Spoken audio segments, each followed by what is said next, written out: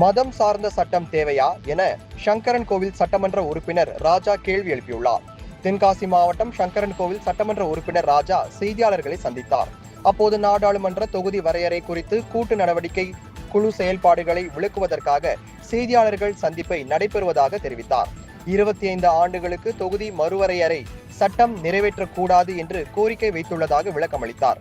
வக்பு board சட்ட திருத்தம் குறித்து பேசிய அவர், மதம் சார்ந்த சட்ட திருத்தம் எதற்கு, அது தேவையா என கேள்வி எழுப்பினார். நம்மளுடைய தொகுதி மறுவரையறை பாதிக்கப்படும் மாநிலங்களை முன்னணியில் நின்று போராடி வருகின்றன.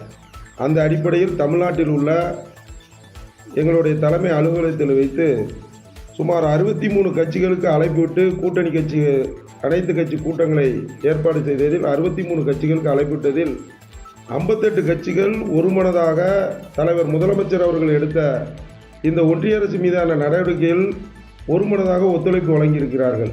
அதோடு மட்டுமல்ல, இது நமது மாநில சுயாட்சிக்கு இழுக்கு ஏற்படுத்தும் வண்ணம் இன்று செயல்படுகிறது.